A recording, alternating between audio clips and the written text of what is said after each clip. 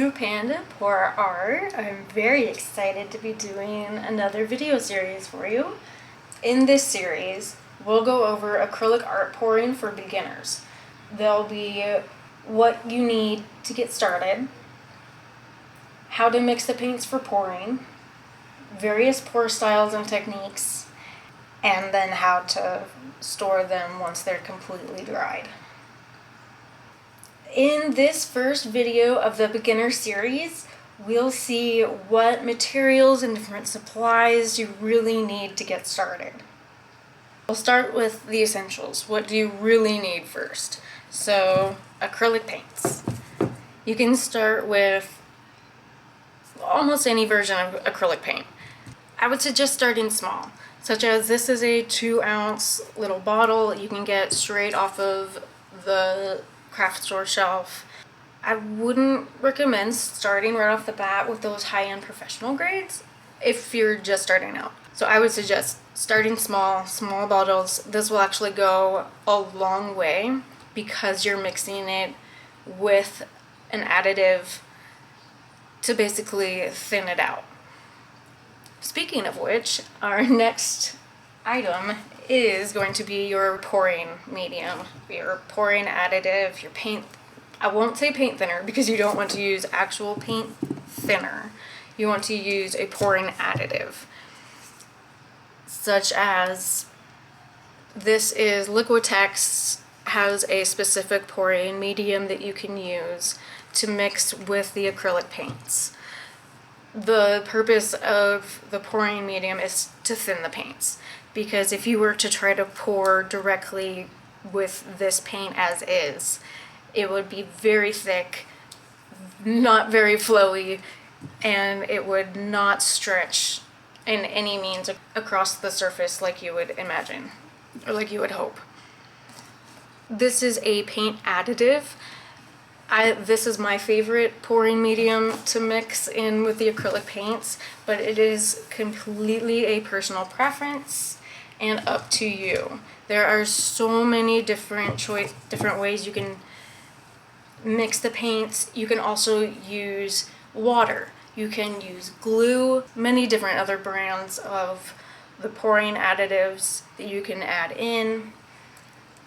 And then that brings me to our next item that you're going to need, our mixing cups. So I brought the big bowls out for the demonstration purposes, but since you're going to hopefully want a bowl for each color, you would have, in this case, you'd have 1, 2, 3 separate different bowls and probably a little bit smaller than this sucker. So you can use anything, like I just have these little cups. They're moldable. You can use silicone reusable cups. I've seen those are pretty popular, but just to get started, mixing cups. We have something that you don't mind getting acrylic paint and the additive into it. And then to mix up the paints, what do you need? Stir sticks. Stir sticks are also helpful. So essentially, once you have your paint mixed with your pouring additive or pouring medium into your mixing bowls with your sticks so your hands don't get super duper dirty, let's reach over here and grab our painting surface. In this case, I grabbed some stretched canvases from Michael's. You can grab them from anywhere. I've even seen these kinds of supplies at the dollar store. I also found some wood cutouts that I'm probably going to paint later as well. So essentially, anything that you can paint, you can pour on. I do want to be careful with that though. I would say that those are the essentials that you need to get started. To add to your experience of the pouring world, you can also use gloves. I use the vinyl powder free. There's latex free. There's all kinds of gloves that you can use if you don't want your hands getting dirty. It is a pain in the butt if you get paint under your nails. It can take a few days for that to work itself out. even with scrubbing. You can also add in, once your paints are mixed, depending on the pour style, you can pour those paints into a sectioned pour cup, or you can use it in the typical mixing cups that we're using earlier. You can also, if you were like me and desperate to get started, it didn't have mixing cups available, I used a plastic baggie.